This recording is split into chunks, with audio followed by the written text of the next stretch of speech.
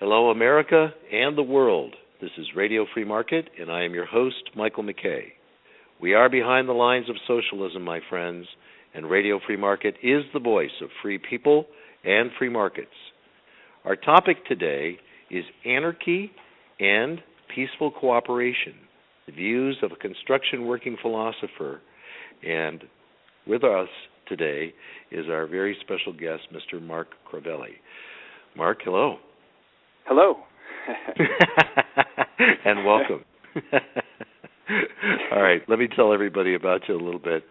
So, folks, Mark has a master's degree in political science from the University of Colorado in Boulder, and he is a frequent contributor to LouRockwell.com and the Journal of Libertarian Studies.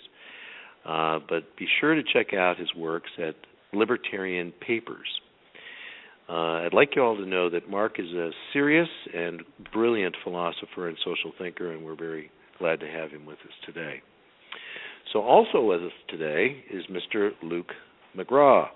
Hello, Luke. Hello, Michael.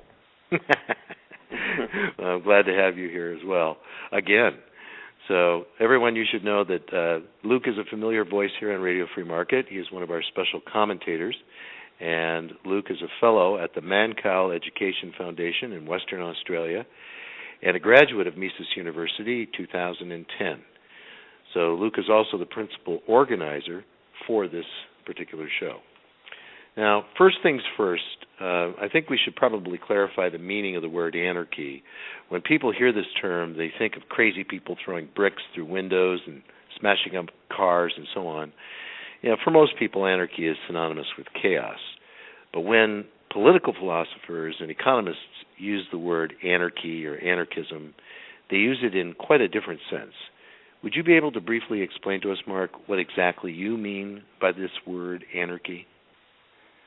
Yeah, it's funny that you say that political philosophers define it somewhat differently because that's the field that I come from, and they tend to have the same biases against anarchism that everybody else does. But I guess I would define it as simply non-aggression.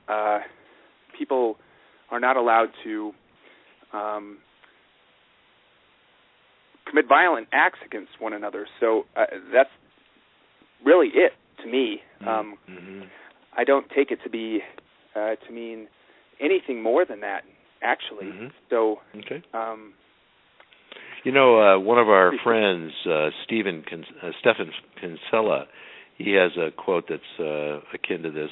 To be an anarchist only means that you believe that aggression is not justified and that states necessarily employ aggression, and therefore that states and the aggression they necessarily employ are unjustified.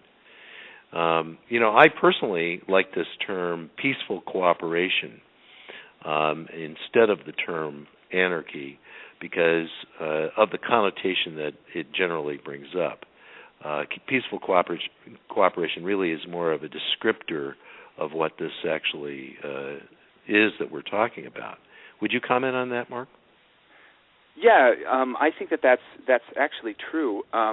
It kind of depends on your audience. I find that anarchism, the word is sometimes quite useful because sometimes it's quite helpful to point out to people to use the term and then have them open their jaws wide and and then if you just explain what the term means, sometimes it's very enlightening. And really, I guess they would go hand in hand. And peaceful cooperation is certainly more an accurate description of what we're talking about than anarchism. Anarchism is kind of empty. The word is kind of empty. Yeah, so, I think I agree. Peaceful cooperation is a term that kind of points us in the direction that what the whole concept of anarchism is really about. And this is a very short segment, and so we've already hit our commercial break. And so, everyone, please stay with us. This is Radio Free Market, and I'm your host, Michael McKay, talking with Mark Crovelli and Luke McGraw, and we'll be back in just a minute. So stay with us.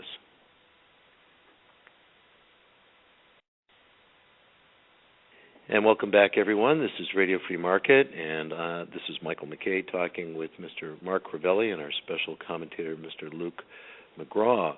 Now, Luke, you had a question that you wanted to pose to Mark. Please go ahead.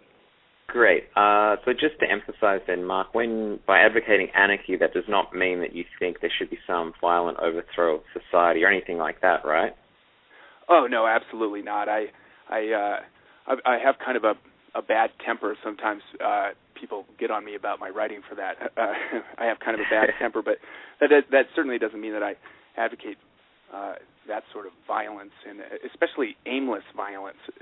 I certainly would defend violence in self-defense, but as just being an anarchist does not necessarily imply that I endorse that kind of indiscriminate murder or anything like that. Yeah, okay. Sure. So what do you think of the view that without government we'd all be fighting each other and stealing and robbing one another? Do you think that's a very realistic assertion? Yeah, I think it's about the most asinine thing, really, that people believe these days. I think I run into people who have some pretty insane ideas that they try to push on me, but when they try to tell me that cops or politicians are somehow keeping us safe or keeping us from killing each other, it's just so out of touch with my view of the world that right. it just seems well, like it's obvious that society would have collapsed a long time ago if we were this eager to fight one another. Exactly. But so Luke, go ahead. You had another question you wanted to go to. Mark, Anarcho-Capitalists, which is a type of anarchism, oppose the state because of moral reasons and utilitarian reasons. Let's explore the morality criticism first. Why do you believe that the state isn't a moral institution? Well, it's really, I guess it's quite simple, really. I'm a small business owner. I have a construction company, and I'm not allowed to.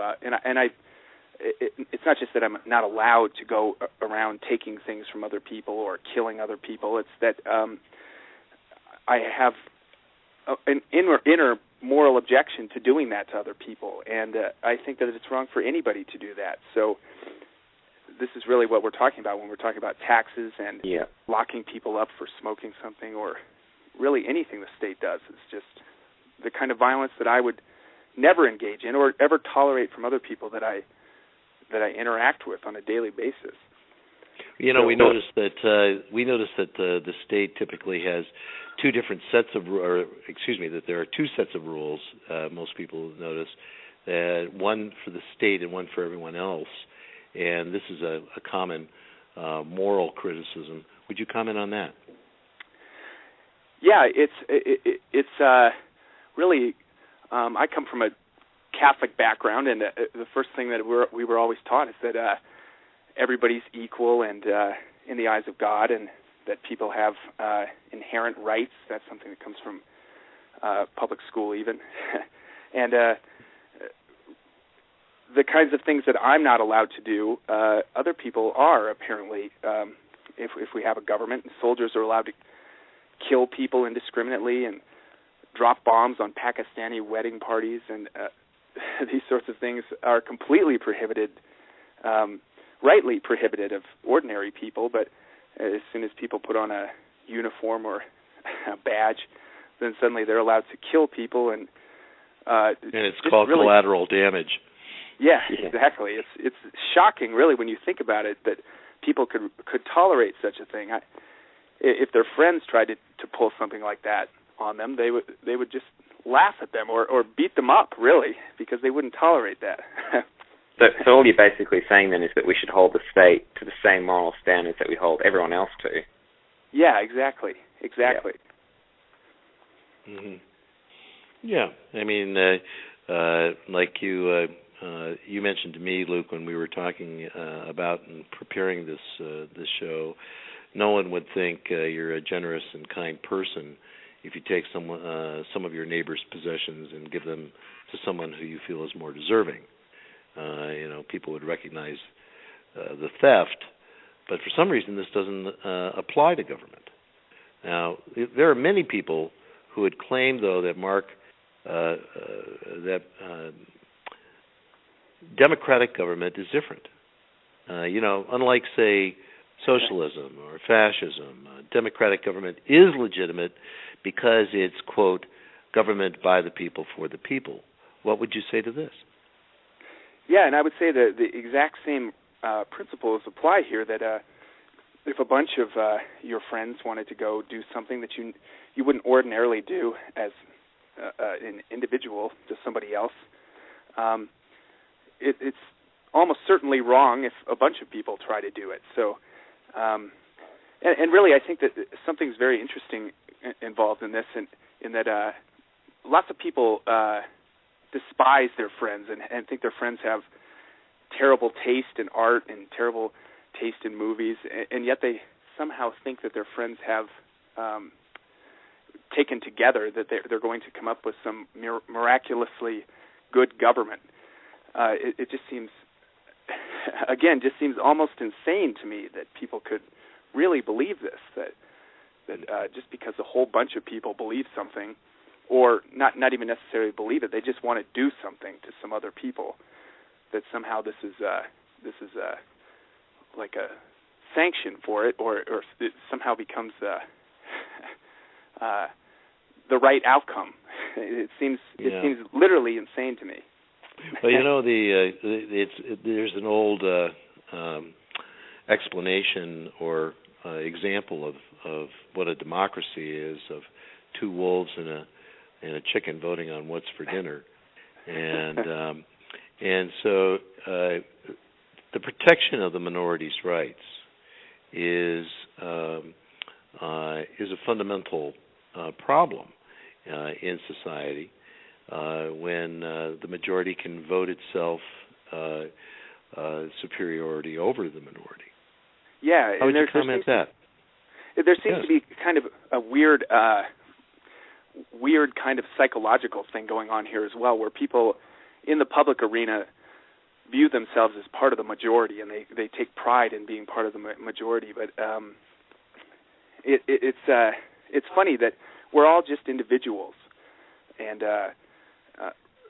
thinking of yourself as being part of some larger group that's doing something to some other people, like soldiers typically. You talk to soldiers; they have this view often. But really, you're just an individual, and if you do something, you're responsible for it. And if you do something to some person just because they happen to you outnumber them, it just seems just patently wrong. Mm-hmm. Mm-hmm. Well, what would your response be, Mark, to someone who would say, well, if you don't like it here, you should just leave? Yeah, I get that a lot. That's a common one you hear, yeah. Yeah, people tell me that all the time because I have a kind of a different view from most tradesmen in that I really like the Mexicans that are around and I work with, and they tell me, well, if you don't like these guys getting deported, then you should get out yourself. So it's funny that because I'm just as much an American as anybody else, and I'm also technically allowed to vote, even though I never would do that. So it's funny that you can, on the one hand, believe in democracy and believe in people having the right to vote and have their say, and then on the other hand, tell them if they don't like the outcome, then get out. It seems to be an inner contradiction there. Well, when people hear that you're completely opposed to the government, they probably also think that you're completely opposed to police and security, courts, hospitals, schools, roads, and so on, because these are all functions that people associate with government. But this is not your argument at all, is it? No, absolutely not. Absolutely not. Although I am opposed to the current police system and the current healthcare system and the current road system in this country and others. I'm not anti-roads, for example. They never make this argument that I'm anti-roads, which is funny. I am for privatizing them. I think that competition is phenomenal. It makes things much better. If I was allowed to get a check for any of the projects that I do, whether I did a good job or a bad job, and I couldn't lose my job, I would probably become a pretty awful person pretty quickly. And I'd like to talk about this privatization thing as we go along. We can weave it into the conversation, but I'd like to point out one thing. On November 28th, Sunday, my wife and I were watching the syndicated show on CBS, the CBS Sunday Morning show, and they had this report on volunteer fire departments. What was very interesting, and I was unaware of this, is that 75% of all firefighters in the United States today are unpaid volunteers. I thought that was absolutely remarkable. In Wisconsin alone, 800 of the 870 different fire departments are all volunteer. And what's also very interesting is that there was a comment by someone that said that this is the backbone of the entire firefighting system in the entire United States, and that it saves $37 billion in wages a year. Well, you push a calculator to that, you find out in 25 years that's $925 billion. That's virtually $1 trillion that saves in wages by these volunteer people. Yeah. So I'm going to get you to comment on that when we get back, but unfortunately, again, we're coming into our break, and so thank you very much for being with us, everyone. This is Radio Free Market, and I'm your host, Michael McKay. And we're having a fascinating conversation with Mark Crovelli and Luke McGraw on anarchy and peaceful cooperation. Please stay with us. We'll be right back. And welcome back, everyone. This is Radio Free Market. And just before the break, Mark, we were talking about privatization, and that there is a market for voluntary cooperation to provide for these goods like police, security, courts, schools, roads, and I was mentioning fire departments as well. Did you have an additional comment that you would like to make on that? Yeah, I've worked in. I was actually in the fire academy when I was in high school, and I got my firefighter 1 certification, and I had to. Part of that was going along on ride-alongs, and house fires are actually very rare. That's one thing that's pretty interesting, and a lot of people think that houses are burning down all over the place, and we need all these firefighters, but it's really rare. They're basically glorified paramedics for the most part. But one thing that was really interesting is that on the ride-alongs, we would go to fires, sometimes grass fires, and I went to a house fire where the volunteers had showed up at the same time as the public police force, and the public police force wouldn't go in. So they sent in the volunteers who were much better, and they put the fire out. And then afterwards, they all got together, and I got to go to the big meeting, and they were all trying to take credit for what had happened, but the volunteers, because they're not recognized as much by the unions and by even the state government,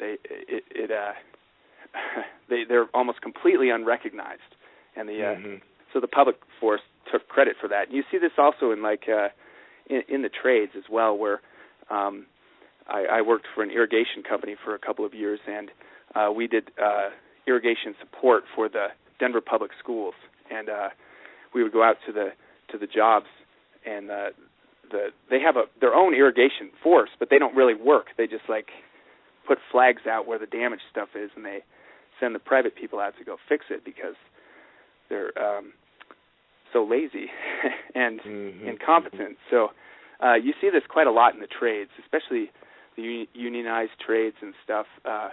It's if you're paying attention, it's just all over the place. Where the privatized for-profit groups are infinitely more competent and provide things so much more cheaply.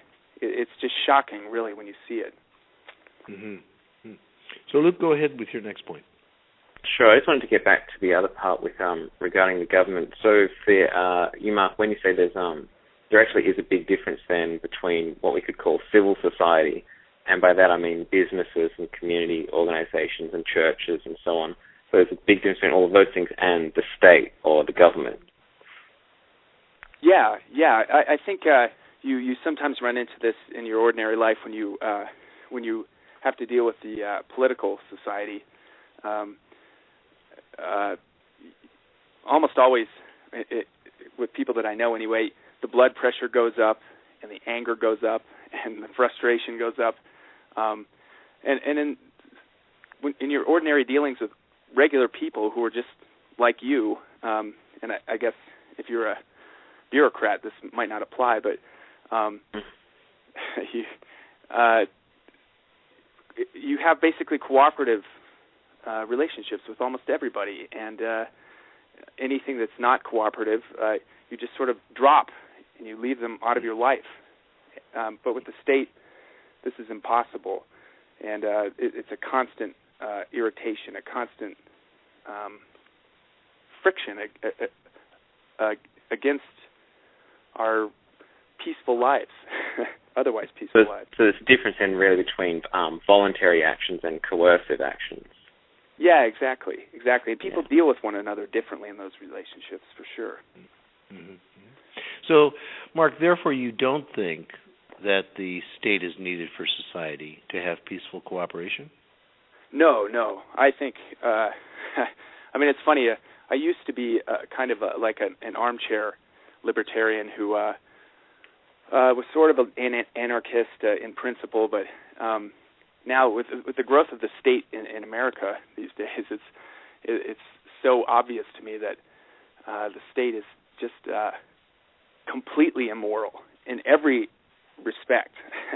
I mean, there's nothing that they do that is either useful or moral. So it just seems almost absurd to me to not be an anarchist. And the WikiLeaks leaks recently just drove this point home, where you have this cabal of high-level bureaucrats who are making enormous amounts of money off of us, running around, setting up these insanely criminal, often, relationships with one another. It shocks me that somebody could read the WikiLeaks cables and not become an anarchist, really. Right.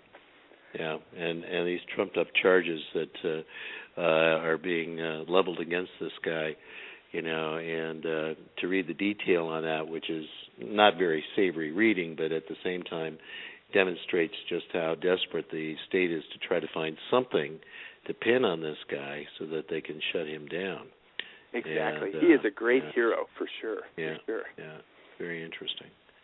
So, Luke, you're going to have the lead on this next whole segment, and so you want to get it started now. You got 30 seconds. Yeah, sure.